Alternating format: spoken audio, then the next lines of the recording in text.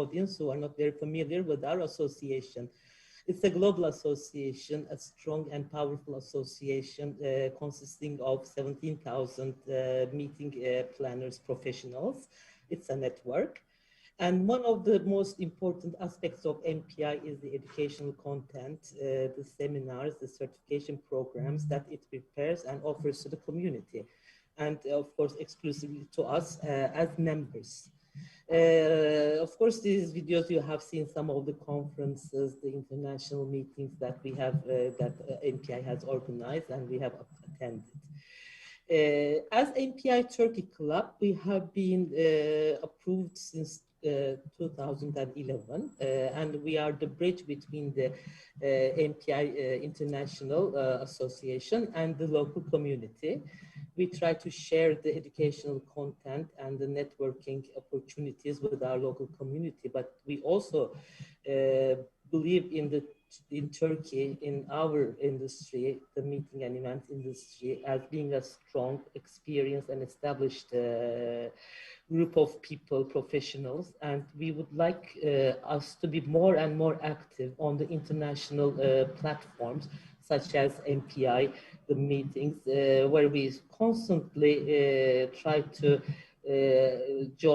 make joint activities with the European and the international chapters, be present at international events such as EMEC, which are signature events for MPI. We believe that the more we are present as Turkish industry professionals, the more active we will be and our voice will be heard. So that's one of our aims is to have a stronger MPI club or chapter in Turkey. And one of the reasons why we came to Izmir, actually this trade show is traditionally based in Izmir, is we also believe that Izmir needs to be a better positioned conference destination. And so in that sense, we probably would need to have more members, more partnerships from Izmir as MPI Turkey. So please, I would like to invite you to visit our stand at the trade show, to come and be a member to MPI Turkey Club, because together we will be stronger.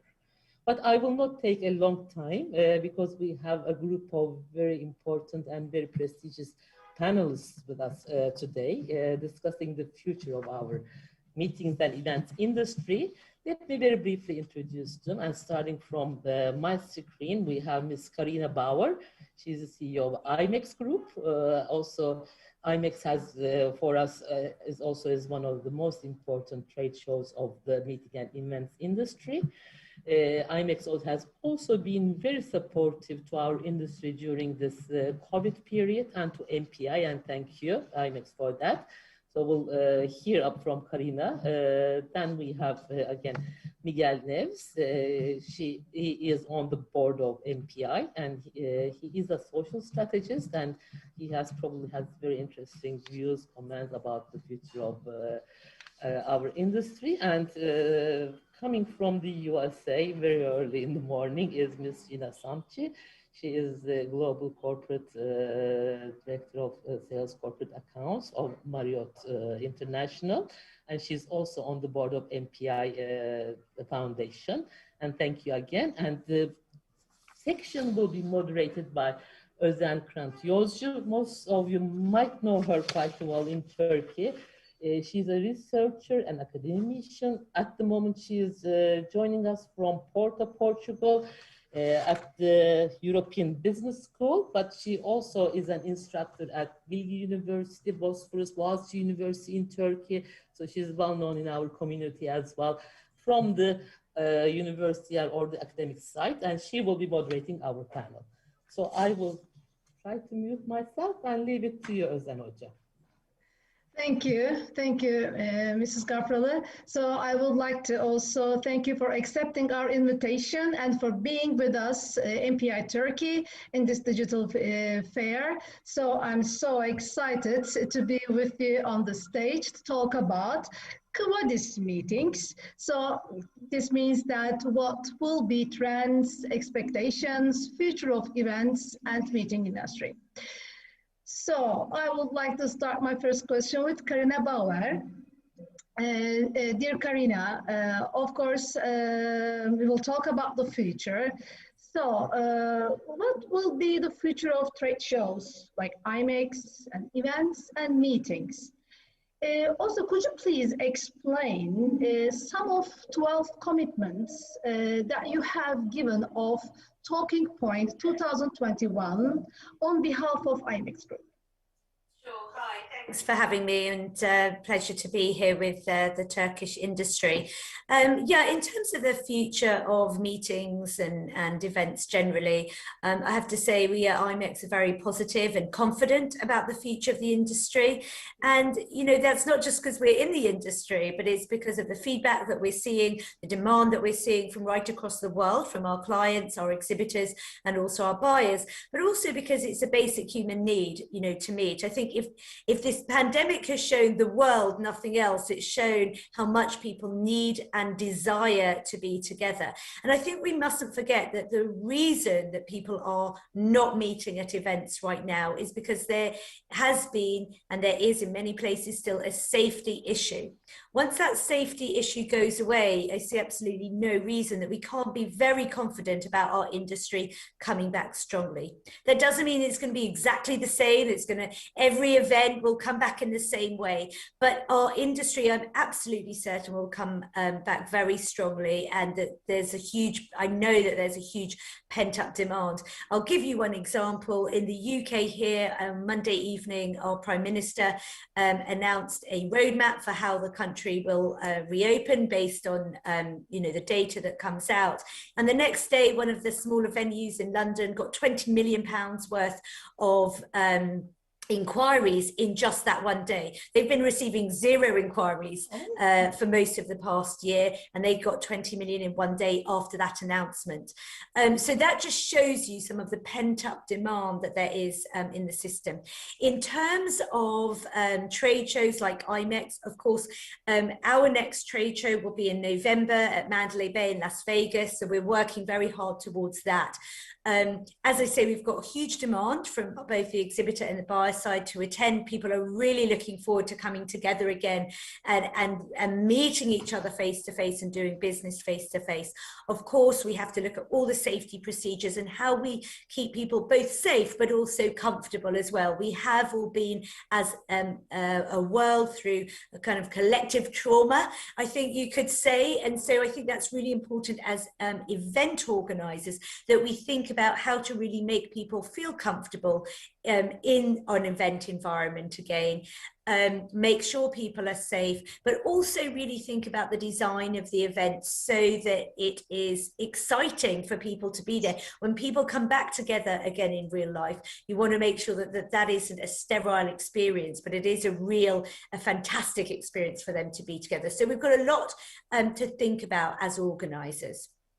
So I hope that answers some of your questions about future events. Do you want me to cover the 12 commitments now as well? Perhaps you can give some of them, most of the important parts. Perhaps you can Sure. with the connection of these future.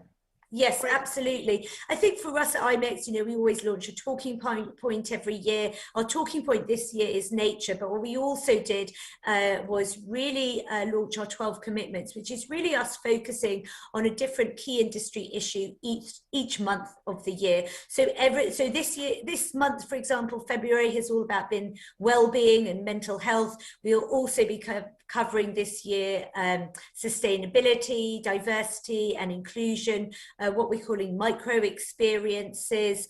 So really looking towards the future of the industry. And we're also, of course, covering strongly how we come back in real life, in person at events, and what that will mean. So that just gives you a very brief flavour, and really it is about us trying to focus on those issues, highlight them, and put out content that will be of value to the industry as they go back to live events. Mm-hmm. Mm-hmm. Thank you. So perhaps I will continue with the same question with the Gina. Okay, so Gina, what will be the future of events and meetings as a perspective of an hotelier, of course, as you're a venue planner, and what is your opinion? Yeah, absolutely. I think along the same lines as Karina, Marriott is very optimistic about the future of meetings and events. We definitely need, I mean, our hotels need in-person events to continue, right? So they can continue to operate. So just like you all as meeting planners need this lifeline to your business, our hotels do as well, and as an industry overall. So I definitely agree with that sentiment. I think we are seeing a lot of green shoots as we look across Marriott International globally, right? So every region of the world is really at a different place with dealing with COVID and what their restrictions are. If you look at the United States, it's almost like we have 50 different countries within the United States, because every state has its own kind of restrictions on meetings and events. There are some states that are completely open, and others that have stay-at-home orders. So we're just trying to navigate that as our new normal today. But I would say overall, we are seeing an uptick in new RFPs, which is something we haven't seen for quite some time. So we are very optimistic about that. I think if you look more short term, the latter half of 2020 is looking fairly positive for us. I think there's a lot of demand with everything that's happening with vaccine distribution globally. So that has given us a lot of optimism. It feels like that's giving our meeting planners and our customers optimism as we see more RFPs come in. So that's all positive. In the short term, though, we really feel like hybrid is, for the next 18 months probably, hybrid is where the focus is going to be, right? So we at Marriott International have had a couple of our own hybrid events and have had a lot of learnings from those. We had one at the Ritz-Carlton Tyson Corners that was a few months ago, and just last week we had one at the Gaylord Rockies in Denver, Colorado. We have a lot of learnings from those, and great timing too, because I'm happy to share that later today we're actually issuing some of those findings, and everyone here that's listening today and everyone globally will have access to our own learnings, because we're publishing a white paper on that. So if you just want some additional resources on what virtual or hybrid looks like, if you want to see what some of our hotels look like set up for social distancing, if you go to MarriottBonvoyEvents.com, there is a wealth of information there, including customer tutorials, tutorials from the hotel perspective, just to give you some insight on how we at Marriott International are handling things. The other piece of the white paper, and another great learning that we have had with conducting both hybrid and in-person events, is that we have to rely on third-party partners to execute on some of the pieces of these events. So whether that's, COVID screening or testing on site for a meeting, or our technology partners and executing hybrid, we found some really great trusted partners, and we'll be sharing that as a part of the white paper. Right now, those partners are primarily US and Canada, but we do have very quick plans to expand that globally. So that's kind of what I would say. Optimism, absolutely, for in-person events, and we know we need to get back there. But I think Karina said it when she said that the customers and attendees have to feel confident in getting there. So hybrid in the path will get us there. So that's kind of our perspective. Yes. Also, I will also ask my second question in how is the confidence level, and we will talk about later on. Yep. So Thank you. So, dear Miguel, I want to ask the same question to you, but of course, in the perspective of a different way, because we all know that you are a digital event strategist. And from the beginning of this pandemic period, you're organizing very good cook-up sessions, cook-up virtual event sessions. I think it is 16 or 17, and they are really very good. And also, you are explaining that the strategies you have to cook up like a menu. It's a very interesting idea that you're explaining this. So I want to ask this question in the perspective of a digital event strategist. What will be the future of event and meeting industry, but this time including some trends like a very famous attendee engagement or event design, or just like, for example, experiences? Sure, thank you for having me. Delighted to be here.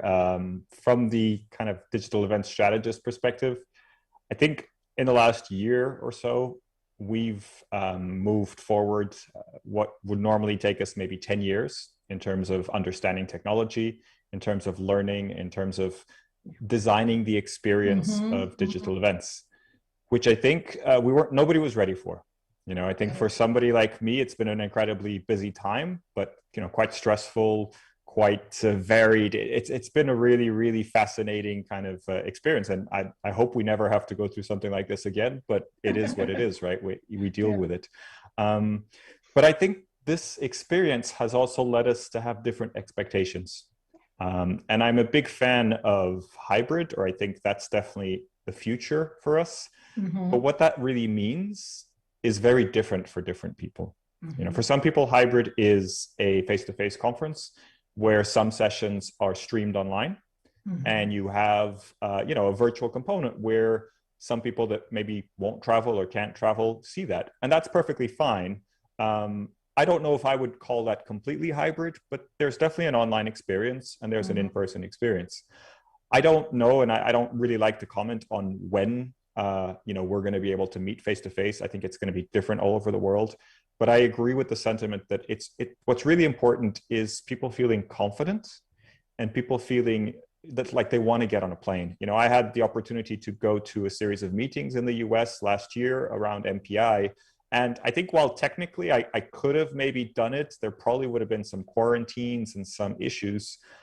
It didn't feel right to me.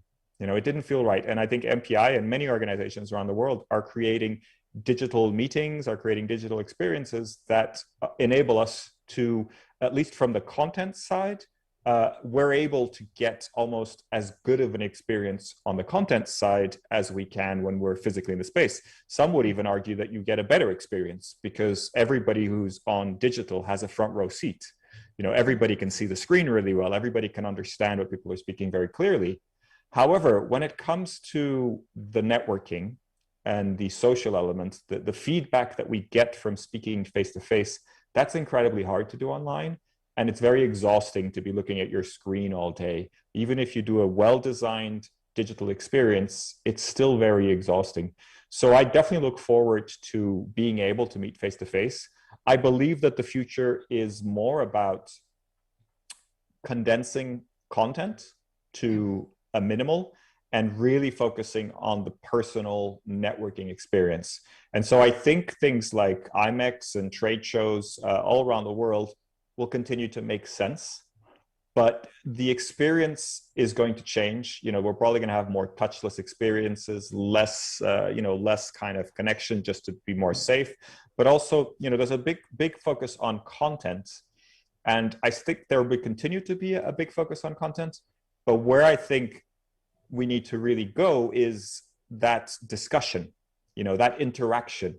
So I think we'll see less keynotes, less sort of big experts saying smart things on a stage, and more, hey, let's meet with 20 people that do what you do and come from all around the world and come into a room and really get to know different tools that you use, different techniques that you use, so that we can all be better at our jobs.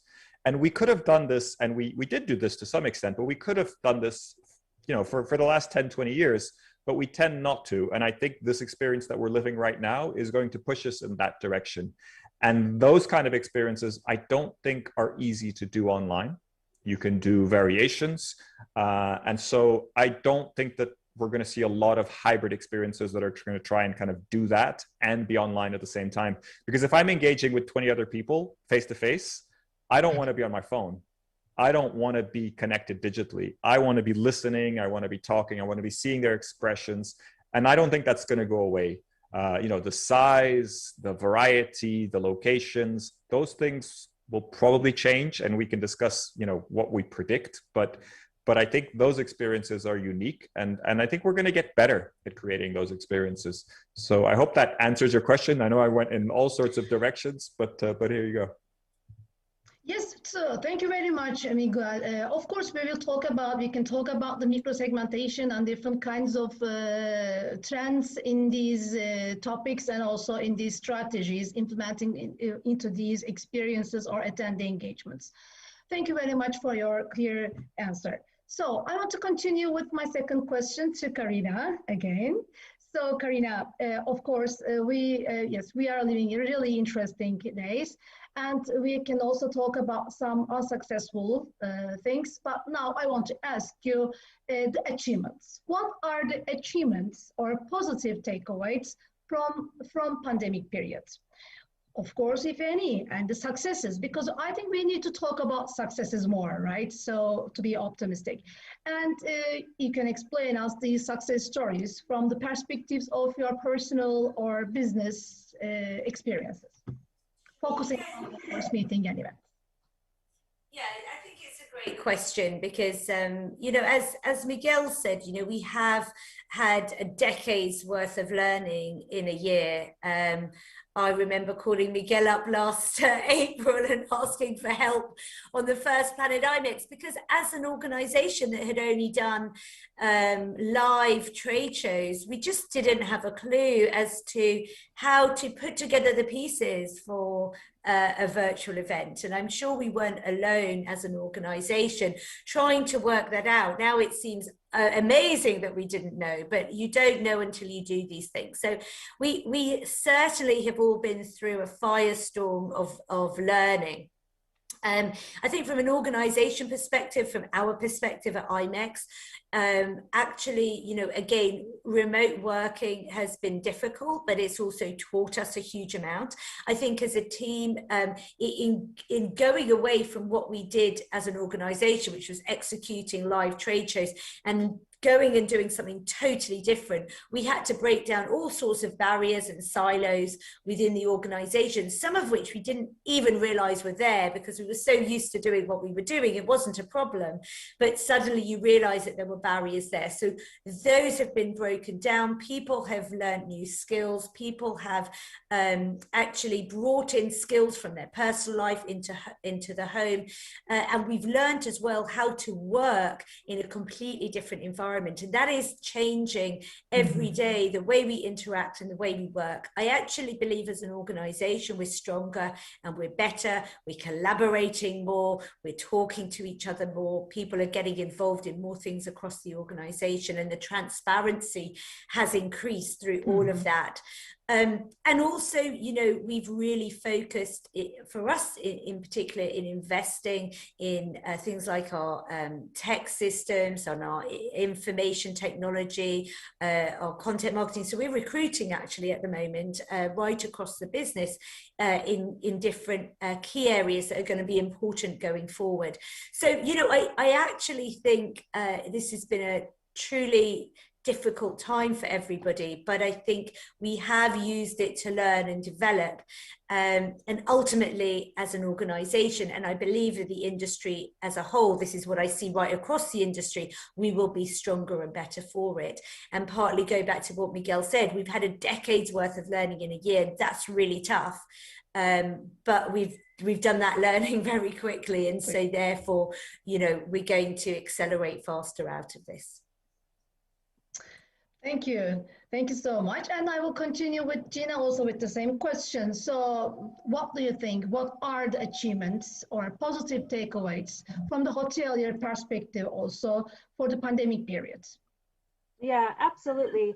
I think for Marriott International, it has our industry obviously was very, very hard hit, right? We had, even from a corporate perspective, many of our people were put on furlough. Some remain on furlough now a year later. And we've lost a lot of positions. So it has been very difficult for us as a company.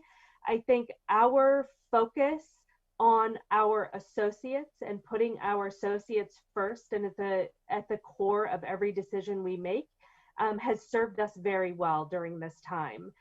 So I just kind of call that out. I know that everyone, listening today has had their own personal situation. Everyone has been impacted, right? Whether it's financially or even from a career perspective, right? So that has been very difficult. I think for me personally, the intersection between my corporate life or my job that I get paid for, and then my job with the MPI Foundation has really filled my heart, because the MPI Foundation was able to give over $700,000, due in large part to a generous donation from Karina and the IMEX group, back to our industry. So that was I know even people on my team benefited from that. Like people at Marriott that report to me benefited in having their memberships renewed, or they were able to attend MPI WEC. So the impact that our industry has on each other and the way that we take care of each other is something that I don't want to forget after COVID, right? So that has been so heartwarming and so important. So I just want to make sure we all stay focused on that and stay focused on taking care of each other. So that's really from the people perspective.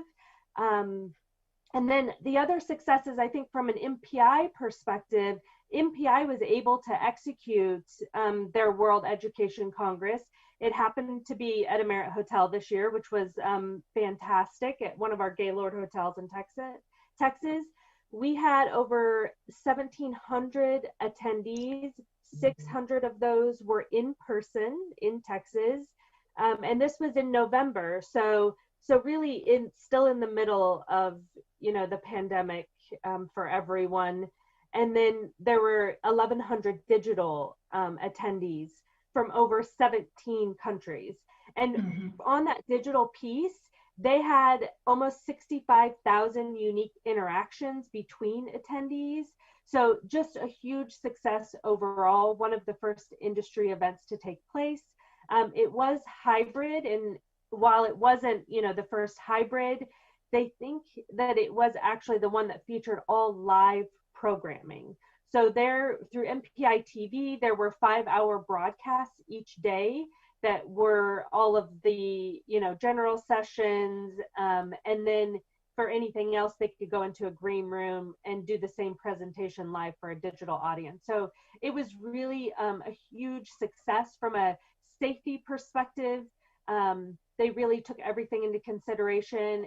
And I will say, from having 600 people together in person in Texas, I believe there was only one case of COVID post-event, but there was no, spread during the event. So huge success following all the safety protocols. So that's what I would say is my successes to take away.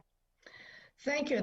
Yes, I think so. We learned lots of things, and we have lessons learned. We will I think we will fill out a file about that. So my second question again will the same, but again for a different perspective. For a digital event strategist, what is your opinion about the achievements and positive takeaways from pandemic periods, success stories? Sure. I think we've learned technology, as I mentioned before, so much. I think, Feihan, just before we started, was saying, "Oh, I don't really like this technology." But if you think about that compared to maybe last year, I think it's a world of difference, right? And so I think technological development, digital dexterity is a new term that I've heard that I like a lot. That idea that you can do more things and you're more capable. I think we've all developed a lot. But I think also in terms of event design, I think we've explored different things. And I think it's, I used to study music, and one of the things you do when you study music is you give yourself limitations. So you say, okay, I need to write a song in this particular key or do this, and you kind of stick with it. And in a way, we've given ourselves a limitation. We can't meet face to face. We have to kind of do this digitally. And that leads to really creative outputs. I think things like the way we deliver content, the way we do podcasts, video recordings, you mentioned the cooking up virtual events, live streams, all those things have developed incredibly fast during this time. And of course, they're not directly connected to events necessarily, but I think the world of events is the world of delivering content, is the world of planning gatherings, right? And so if we get better at that, if we understand people's expectations, if the technology integrations are smoother, if you click on one button and suddenly you're into an environment that works and that makes sense for you, all that is amazing development. And it's all things that I'm confident we can keep, whether we go into hybrid, physical, or virtual, so that those expectations are with us. It's a bit like, you pick up a mobile phone these days and you're so fast with it, right? You want to check the weather, or you want to check your email, or you want to do something. You kind of have 2 or 3 clicks and you go. If you think about doing the same thing on the first edition of the iPhone or on a computer, 5 or 6 years ago, you have to type in an address, you have to know where to go. It just takes you that much longer. So I think we're much closer to this excellent user experience that we all desire for. And I think we can't go back to user experiences that are not good, because our audiences are just not going to take it. They're just going to be horrified. So I think there's a lot of positives to take there, and bringing that user experience design into events in a physical environment or a hybrid environment. I'm expecting amazing things. I'm expecting all events to be at a really high level when they start up again, and I'm expecting things to just be different, and people experimenting in different ways. So I have really high hopes. Yeah, thank you, Miguel, because also my next question will be about the technology. So that's why I'm just not asking too much about that now. So thank you for my second questions, answers of my second questions. Now, my third question will be again goes to Karina first. So of course, this is also one of your commitments among the 12 commitments. Implications of safety and security protocols in trade shows, meetings, and events during this period. Also, I want to ask, what do you think? Will it be lasting even after pandemic? As we all know that you canceled IMEX Frankfurt, but as you said before, now you're planning IMEX America in November in Mandalay Bay. So what will be these implications or preventations about that? Well, maybe I'll answer the first question. Will the changes be lasting? As Miguel said at the beginning, we're making predictions. None of us really know.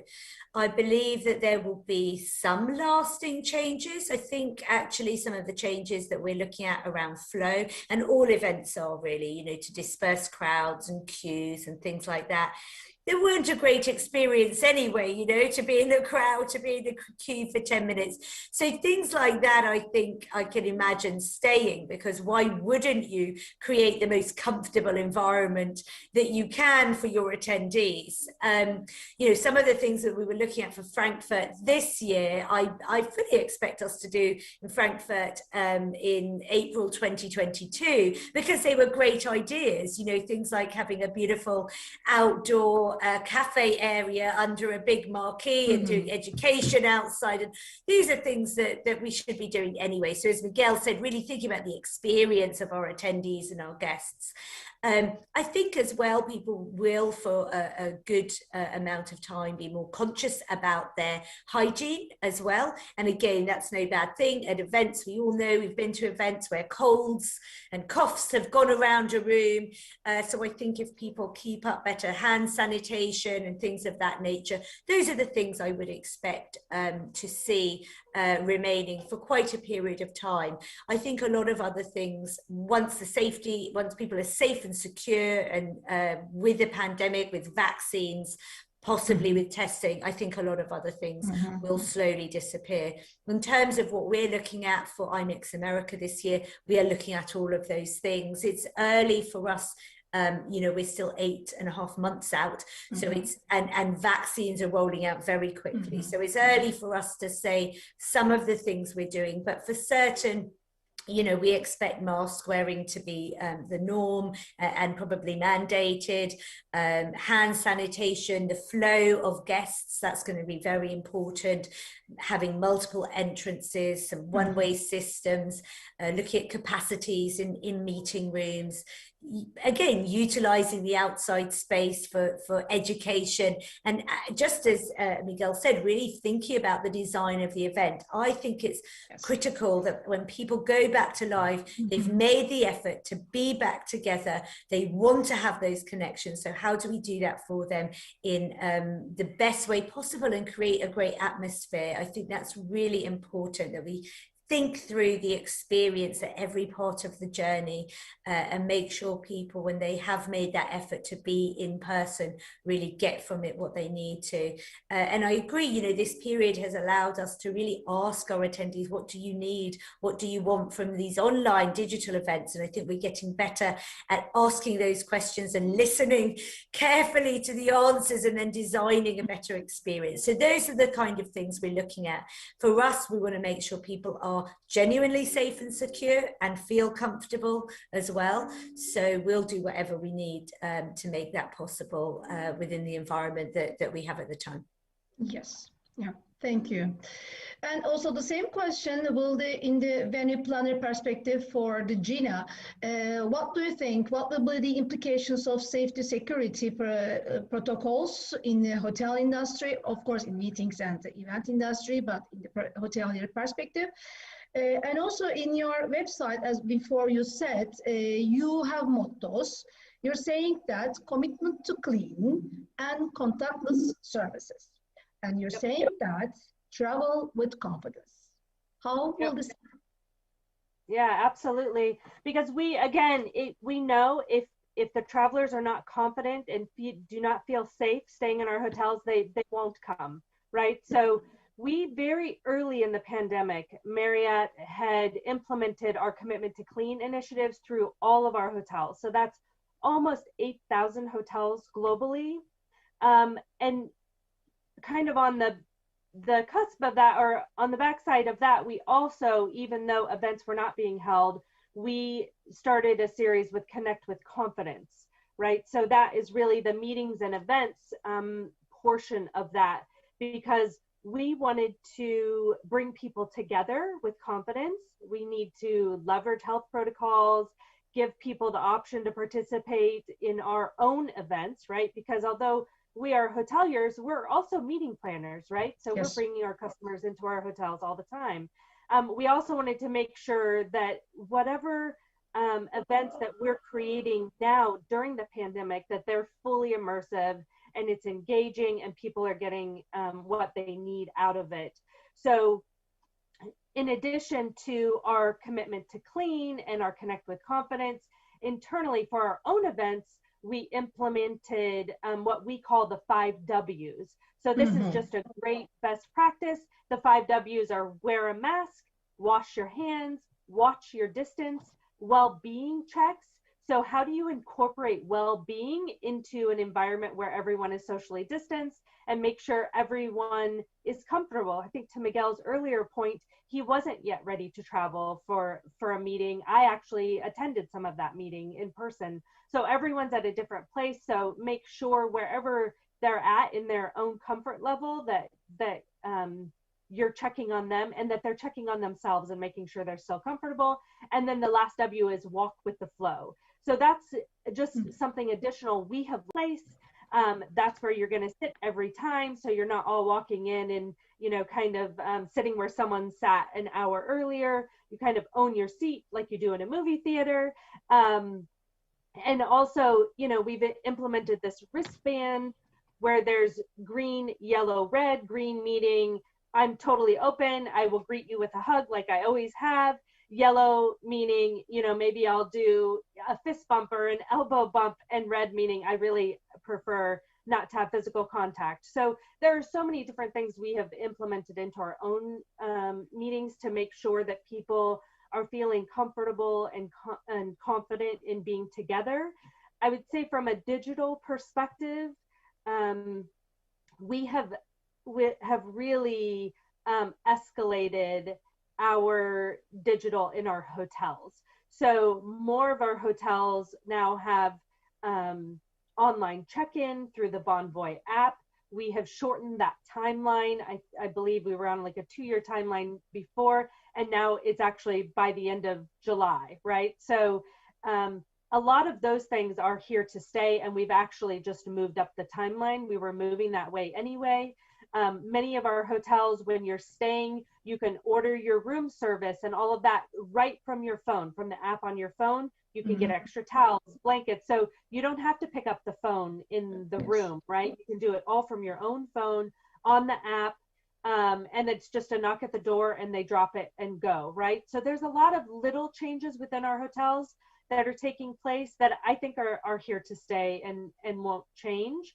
And it will be contact at how the guest wants it, right? So if you don't want to use the app or don't want to pick up the phone, you can still go down to the front desk or down to the concierge and have a face-to-face conversation. So it's just our hotels adapting and being flexible to how our guests want to engage.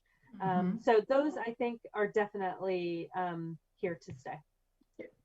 Thank you, Gina. I took my 5W notes to use in academia. Great. Thank you. Great. Thank you. Great. I'm learning also. Great. And for Miguel, my third question will be different for you as you started to talk about the technology, and I will continue with the technology. So what will be the future expectations about technology? I mean, the role of technology companies, for example, using holograms, avatars in the content, especially in the virtual and, of course, hybrid events. Thank you for the question. There's a lot of new stuff. I mean, I think most companies are investing a lot in the virtual side at the moment. I don't see that much on the physical side. There's obviously innovations happening all the time, but the focus has been a lot on virtual. I think holograms are really interesting. They're not cheap. So I think, you know, they are really destined for the higher production value meetings.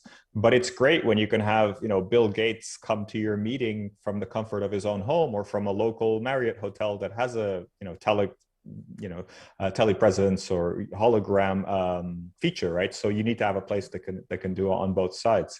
I have seen a lot of convention centers and hotels invest a lot in the AV side of the world to make sure that they can really be a hybrid location. You know, they can be a TV studio and an event location at the same time. And I think if you're going to go down this hybrid kind of area, then this is absolutely a necessity. You need to have equipment. I mean, you can set everything up, but it's better if everything's in place and you have a team in place that understands what they want to do.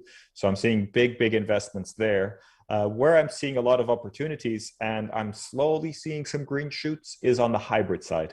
And we talked a little bit about hybrid. It is a little bit open for interpretation what hybrid is, but there aren't that many tools on the market that actually have a sort of hybrid functionality. And the irony here, which I think is really interesting, is some of these tools have all the functionality you need, but then I believe for the hybrid experience, what you're looking for is something much simpler. So if you're looking to connect an online audience and a physical in-person audience, you don't want to distract the in-person audience during sessions. You want the online audience to see sessions and kind of consume content, but you don't want to really distract people. So there's a really interesting opportunity for tools to simplify their offering and offer a kind of just networking experience, for example, for the in-person to connect with the online. So I think that the role of technology may not be in the near future to be, you know, wow and the most spectacular, you know, projection mapping and things like that, but actually to facilitate some of these simpler things that we want to be able to do that we're not able to do with everybody, with not everybody being able to travel. So particularly on the networking side, if there are simple ways to bring technology to book meetings, and imagine if you have an event app, you're at a location and you can tell in the event app who's on site and who's online, and then you book some time in the coffee break to connect with a few people that are online, but you stay focused on the on-site for the most of the event. For me, that's a great experience, and it's really about focusing rather than spectacular technology that blows us away. There's a place for that. But I think as we kind of move towards back to the face-to-face, I think tools like this are actually going to be what's going to really be important for us. Mm-hmm, mm-hmm. Thank you, Miguel. So, in fact, I finished my questions, of course, my general questions, but I saw that we have time. We have still more time to talk about the other topics. So, especially as you start to talk about nature and the green meetings, green events. So, my question will be both Karina and Gina. Perhaps a little bit shorter answers because of the timing. But as all know, one of the commitments of your speech is nature. And we are talking about in the industry a lot of new norms of sustainability. And you have a really good report, which is done by IMEX, Marriott Groups, and Destination Sustainable Movement. And this report's name is the Regenerative Revolution Research Report, I'm sorry. So you're saying that time to think, imagine, and regenerate from linear to circular point. So I want to ask you, what will be the change? Can we imply these changes into our event design? Can it be possible? What do you think? Well, it's definitely possible, but it's not easy, is what I would say, and that's why the report does have some great case studies, and for us, and there are many great organisations out there which are helping organisers and meeting planners and suppliers to really think through all the small and the large steps. So yeah, it's certainly possible. I think we as a trade show have proved that it's possible because we have over years taken small steps and incrementally improved our sustainability of each of the shows. The point of the report, just very briefly, is that it's one thing to reduce the impact that you have on the world from an environmental perspective, but what the report's really talking about is going to the next stage, which is not just reducing your impact, so minimizing how bad it is, but actually going to a circular way of organizing events where we're actually taking materials and putting them back into the system, so it's regenerative and it's circular. So that's really the fundamental concept behind the report, and it really is based in this idea of circular economy. So I know we don't have much time, so I won't say more, and I'll pass over to Gina, but it's definitely possible. Yes, and what's your opinion, Gina? Can we imply these documentaries in event design? Yeah, absolutely. And I think too, it's back to kind of my earlier point about having good partners and that can help you execute something like that, right? So not necessarily is a hotel an expert on sustainability, but if you partner with someone locally that gives you the resources that you can, implement this for your event, that's where I would think I would focus on that. And I think too, every company, I know Marriott International has our own sustainability goals. So make sure you're keeping that at top of mind. So ask those questions as a meeting planner, ask those questions of the meeting owner on what's important to you, right? In sustainability, and what goals do you have? And then as meeting planners, then it's our job, right, to execute on those and partner with our good partners to make that happen. So yes, absolutely. I think this is a trend that we're actually seeing with our customers. I think there were some very interesting things that we saw globally with everyone being at home and, less contribution from, humankind as a whole to the negative things that we're doing to our planet. So the more positive momentum we can have in the area of sustainability, we definitely support that, and we'll help execute that at all of our hotels. So thank you for these short and extensive answers. So my question is about, I was planning to talk about a ROI perspective, but a question comes from Hasan Dinç, MPI. And so I want to use that question instead of mine. Okay, so can you please stress out for the local community the importance of international associations? Personally and commercially, you are spending a lot of resources, time, and energy.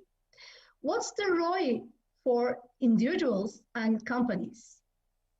The question is coming from Hasan Dinç, MPI. So Miguel.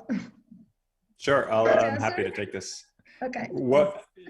A few years ago, when I was working for IMEX, we actually went around the show floor and made a video with some of the associations on the show floor, not about why we should join their association, but why associations are important. Mm-hmm. And I think I remember, a lot of what people said in that video, and that's really what I believe in, which is when you're in, especially when you're in a hard situation like we're in right now, there's a huge amount of power in unity. You need to collaborate with people more than ever.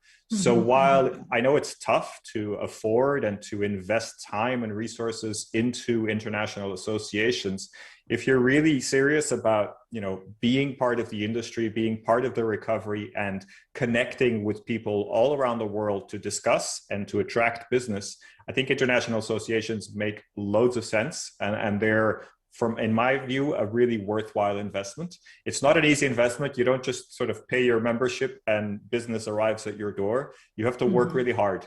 But the connections that you make through being part of an association and the level of discussion that you can have, for me, is very different from when you do it at a local level or when you do it alone. So I would always, head in that direction where possible. From a company perspective, totally agree with what Miguel said. And I think in this period in particular, we've really seen the value of our associations, and as a business, the value of supporting our associations. And the significant donation that we made to the MPI Foundation was because we wanted to give back to the industry when the industry was hurting. And what better way we can do that by supporting associations, but supporting individuals so they don't lose those connections and that network. And of course, many associations like MPI provide fantastic value with their education as well. And so we wanted people in the industry to keep their skills up, no matter whether they were on furlough or lost their job or their company couldn't pay. Keep them in that community, keep their skills up, help them to learn, and so they can get back to work and have value. And we had some amazing messages from all around the world, people who had benefited, who were just so happy to have not lost that community, as Miguel said, is so important. Yes, thank you very much for your very fruitful answers. Now, of course, time is up, but I have lots of questions to talk about with you. Perhaps we will organize another meeting for you to talk about the other questions like increasing ROI or education or something like that. But thank you, dear Karina, Gina, and Miguel. Thank you once again very much for being with us, MPI Turkey chapter here, for this valuable panel. And as a memory of today, MPI Turkey chapter donated some things to Tourism Forest in Hatay district in Turkey, organized by Association of Turkish Tourism Academics. I want to show you see my screen? Yes, and this is for Karina. And also the same will go to Miguel and also Gina, if I can stop. And again, share for Gina. Thank you for being with us, Gina. And we will, of course, send this by email. Yes, of course, we will send you directly to your emails, and also for Jasmine Minutes and Miguel. So thank you once again. I'm so appreciate your being here. Thank Very kind. Well, thank you. Thank you very much. Well, thank you for joining us, for your support. It really feels good to be a part of an association, I think, and I hope we have conveyed this message to our Turkish audience. Thank you. Thank you. Thank you. Thank you. Bye-bye. Bye-bye. Bye-bye.